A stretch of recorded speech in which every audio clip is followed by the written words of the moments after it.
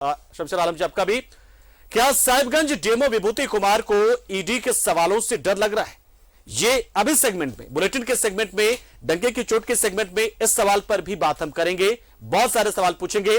सवाल इसलिए क्योंकि विभूति कुमार ने एक बार फिर पूछताछ के लिए हाजिर होने के लिए 15 दिनों का समय मांगा है।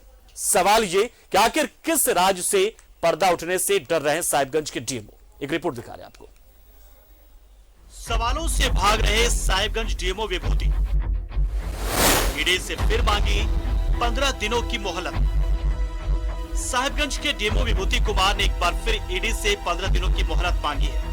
पूछताछ के लिए ईडी ने विभूति को समन जारी किया, लेकिन अब तक वो ईडी ऑफिस नहीं पहुंची। पूजा सिंघल और डीएमओ विभूति कुमार को आमने सामने बिठाकर पूछताछ करनी है, लेकिन विभूति कुमार लगातार ईडी के सवालों से भागने की कोशिश कर रहे हैं।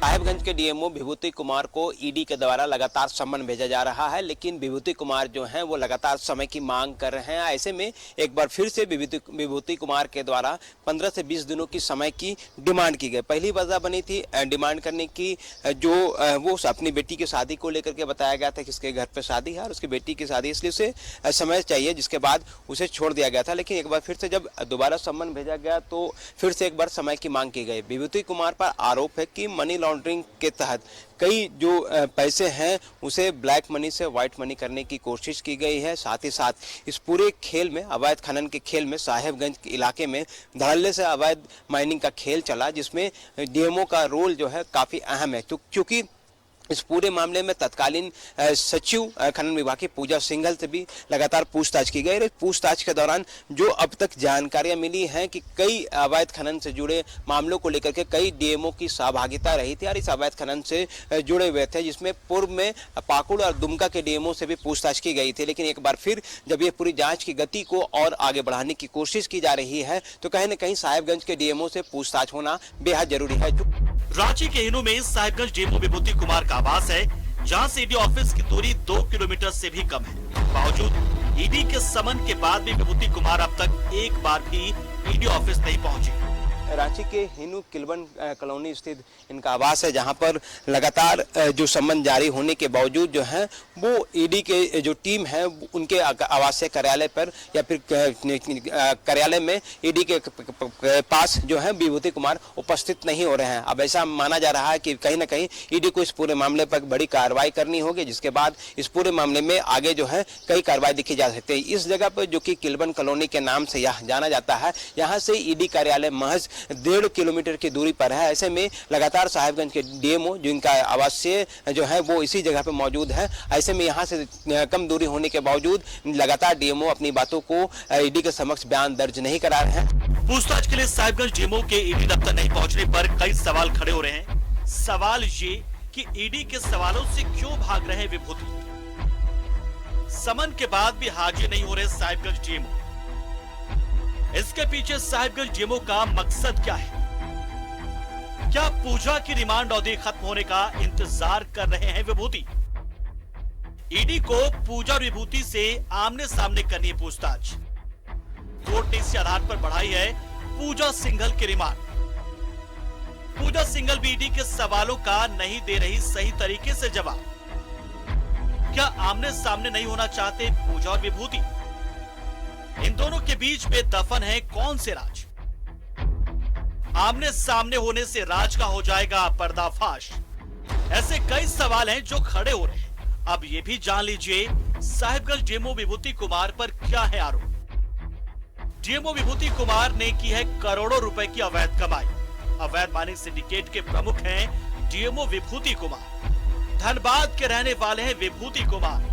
धनबाद में खड़ी की है कई अवैध संपत्ति। कोलकाता के कालिस्तान होटल में भी विभूति का निवेश। काली कमाई को सोने के बिस्किट में किया है तब्दील। साहिबगंज और भागलपुर में खरीदे करोड़ों के सोने के बिस्किट। साहिबगंज खनन पदाधिकारी विभूति कुमार पर करोड़ों की काली कमाई का आरोप है। जिस विभाग के वो अधिकारी हैं, उस विभाग की सचिव ईडी की रिमांड पर है। ऐसे में दोनों के आमने सामने पूछताछ से पूजा सिंघल के बड़े नेक्सस से पर्दा उठ सकता है। न्यूज़ 11 भारत के लिए रांची से इमरान की रिपोर्ट। अदालतों में अक्सर सुना जाता है तारीख पर तारीख ईडी में सुना जाता रिमांड पर रिमांड, लेकिन विभूति कुमार है जो कहते मोहलत पर मोहलत, कभी निजी कांडों का हवाला देकर, कभी बेटी की शादी का हवाला देकर, और फिर से 15 दिनों की मोहलत मांगी है। मिलेगी मोहलत या नहीं मिलेगी, इसी पर हम चर्चा करेंगे। और भाग क्यों रही है, मोहलत मांग क्यों रही है, ये वाला सवाल बना रहेगा। इसी के इर्द गिर्द हम घूमेंगे, क्योंकि शक पैदा होता है, कहते भी ना दाढ़ी में तिनका, तो शक पैदा होता है।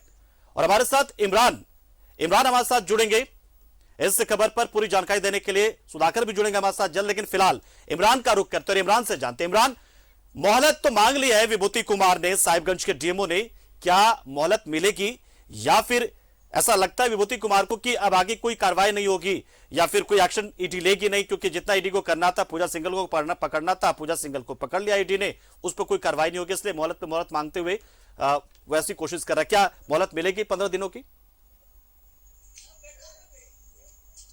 पंकज, जिस तरह से ईडी के इस पूरे मामले की कार्रवाई को अगर हम देखें तो ईडी ने पिछले दिनों जब कोर्ट पर निलंबित आईएएस अधिकारी पूजा सिंघल को जब रिमांड लिया जा रहा था, रिमांड के लिए अर्जी दी जा रही थी, तो वहां पर भी ईडी के द्वारा जो है कई महत्वपूर्ण जानकारी दी गई थी, जिसमें कहा गया था कि वैसे लोग जिनको सम्मन के जरिए बुलाया जा रहा है और वैसे लोग जो नहीं आ रहे हैं, तो ईडी के पास ऐसे कई रास्ते हैं और कई जरिए हैं जिनके जरिए इन लोगों को ईडी कार्यालय तक लाया जा सकता है और उनसे बयान लिए जा सकते हैं, उनसे जानकारियां ली जा सकती है। क्योंकि इस पूरे मामले में अब तक जो जिस तरह का रोल रहा है साहिबगंज डीएमओ का, कहीं ना कहीं कई सवाल खड़े कर दिए हैं कि आखिर ऐसी कौन सी वजह बन रही है कि साहिबगंज के डीएमओ जो है मोहलत में मोहलत मांग रहे हैं। क्योंकि पहले जो तारीख जो तय की गई थी उसमें जो रीजन दिया गया था कि उसकी बेटी की शादी है, चलिए यहां तक सब कुछ समझ में आ रहा था कि चलिए किसी के घर परिवार में अगर किसी की बेटी या बहन की शादी हो तो उसके लिए मोहलत देनी भी चाहिए,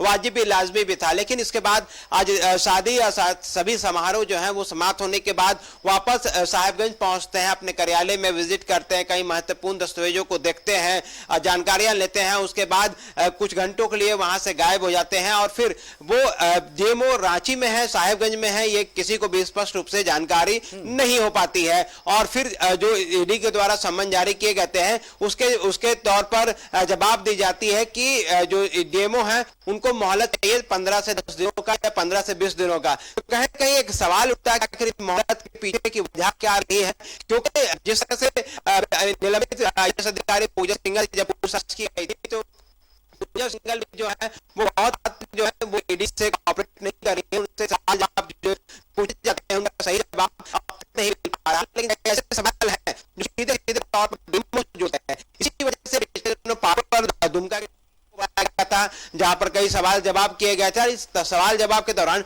कई चीजें जानकारी निकली थी जिसके आधार पर साहिबगंज के डीएमओ को भी तलब की गई थी। हालांकि शुरुआती तौर में तीनों ही डीएमओ को एक साथ बुलाया गया था, लेकिन 2 डीएमओ पहुंचे थे, एक नहीं पहुंच पाए थे, एक अब तक नहीं पहुंच पाए हैं। तो आने वाले दिनों में कल सोमवार का दिन है, ऐसे में सोमवार के दिन काफी महत्वपूर्ण होता है। सोमवार के दिन माना जा रहा है कि रांची डीएमओ सहित कई जो अधिकारी हैं वो ईडी कार्यालय पहुंचेंगे और बयान जो है यहाँ पर दर्ज की जाएगी। क्योंकि सोमवार का दिन इसलिए भी महत्वपूर्ण हो जाता है क्योंकि पूजा सिंघल के रिमांड अवधि के यह तीसरा दिन था जब जो पूछताछ की प्रक्रिया जो है वो की जाएगी। चूंकि आज दूसरे दिन रिमांड के हो चुके हैं अब तक पूजा सिंघल के, लेकिन दोनों ही दिनों में किसी भी डीएमओ का ईडी कार्यालय में प्रवेश देखने के लिए नहीं मिला है, वो दोनों ही कोई भी डीएमओ नहीं पहुंच पाए हैं। तो ऐसे में माना यह जा रहा है, जो जानकारियां मिल रही हैं कि सोमवार को कई डीएमओ ईडी कार्यालय में पहुंचेंगे जहां कई सवाल और कई जवाब दिए जाएंगे, चाहे वो अनगढ़ा के माइनिंग से जुड़ा मामला हो या फिर साहिबगंज से जुड़े जो अवैध खनन से जो अर्जित पैसे हैं उन तमाम चीजों को लेकर के सवाल जवाब तलब किए जाएंगे। इसी को लेकर के साहिबगंज के डीएमओ को लगातार सम्मन भेजी जा रही है और उससे उम्मीद की जा रही है कि वो बहुत जल्द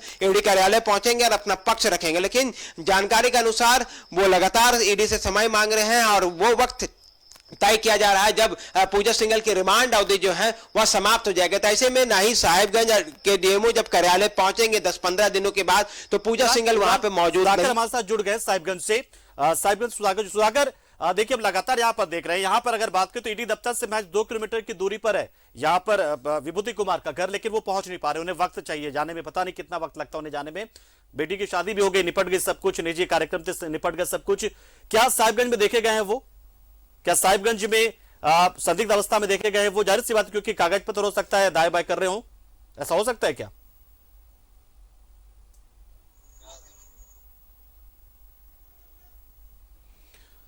और सुधाकर से हमारा संपर्क एक बार फिर टूटा है, तो एक बार फिर से हम चलते हैं इमरान के पास। इमरान, तो ये हम जो लगातार ये बात कर रहे थे कि मोहलत मांग रहे हैं वो विभूति कुमार, और इस तरीके से हमें ये लग रहा है कि क्या ऐसा तो नहीं है कि जो बार बार हम बात करते हैं कि आखिर वो चाहते हैं कि शायद रिमांड खत्म हो जाए पूजा सिंघल की, तो पूजा सिंघल से नजरें ना मिलानी पड़े और आमने सामने क्रॉस क्वेश्चनिंग ना हो पाए। क्या ये वजह तो नहीं कि वो थोड़ा टालना चाह रहे होंगे?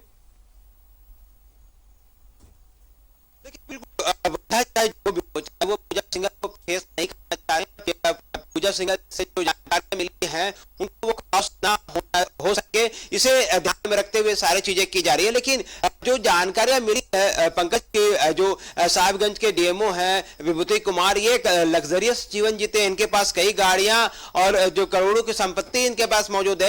एक डीएमओ होने के नाते जो सैलरी मिलती है उनसे कम इनके पास जो गाड़ियां हैं, जो जानकारियां मिल रही हैं जो सूत्रों के हवाले से, ये महत्वपूर्ण हो जाता है कि आपके पास इतनी लग्जरियस जो गाड़ी है वो कहां से मिल रहे हैं। ये सारी चीजें देखने वाली बात होगी। अब फिलहाल इस पूरे मामले को लेकर के जो ईडी की टीम है वो देखना होगा कि पूछताछ के बाद साहिबगंज के डीएमओ से क्या कुछ निकल करके आ पाती है, क्योंकि अब तक की पूछताछ के लिए लगातार डीएमओ को तलब किया जा रहा है।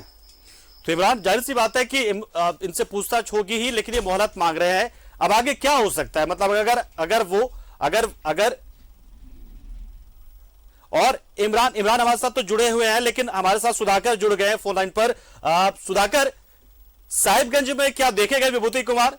क्योंकि रांची में वो होते तो शायद जाते, जैसा वो कह रहे हैं कि उन्हें थोड़ा सा वक्त चाहिए, रांची में हो सकता है उन्हें वक्त ना मिल पा रहा हो, साहिबगंज चले गए हो शायद इसलिए वक्त मांग रहे हो। साहिबगंज में देखे गए वो विभूति कुमार? बिल्कुल जी, देखिए पंकज, बिल्कुल यहाँ वो करीब 20 तारीख को यहाँ पे आए हुए थे और 2 दिन यहाँ रहे, मतलब कि आज और कल शुक्रवार और शनिवार को यहाँ पे वो थे, और जो भी अपने ऑफिस का कार्यालय गए वहां भी उन्होंने अपने जो काम का जो निपटारा है वो किया। इसके बाद हमने उनसे कोशिश भी की थी बात करने के लिए कि वो कैमरे के सामने कुछ नहीं बोले, और उसके बाद कल वो 11 साढ़े 11 बजे फिर ऑफिस से निकल गए। जी पंकज। तो सुधाकर, शुक्रिया आपका हमारे साथ जुड़े, जानकारी आपने दी। इमरान के पास हम चलते एक बार फिर से। इमरान, तो जानकारी देखिए सुधाकर ने ये दी कि वो अपने दफ्तर आए थे और 21 तारीख को वापस वो निकल गए। क्या ये जानकारी ईडी को होगी? ईडी की जानकारी में ये तमाम चीजें होंगी?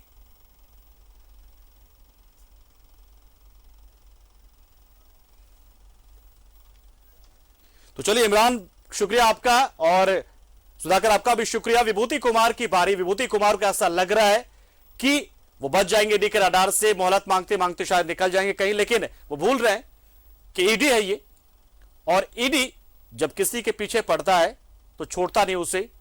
फिर वो आईएएस पूजा सिंघल ही क्यों ना हो जाए, जो कि सचिव थी वो नहीं बची, तो फिर एक डीएमओ की क्या बिसात ईडी के सामने। बेहतर ये होता कि डीएमओ जो है वो समय दे देते, वरना ईडी के पास तो बहुत सारे तरीके होंगे, और जिस तरीके से आपने अवैध संपत्ति अर्जित की है वो तो सवाल पैदा करता है, शक पैदा करता ही है, और आप जिस तरीके से मोहलत मांग रहे हैं ये शक को और गहराता है। फिलहाल डंके की चोट में आज इतना ही, लेकिन खबरों का सिलसिला न्यूज़ 11 भारत पर लगातार जारी है।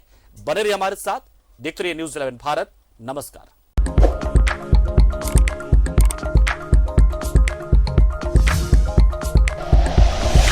Like and share videos, subscribe करें हमारा चैनल और प्रेस करें बेल आइकॉन। न्यूज़ 11 भारत, सच है तो दिखेगा।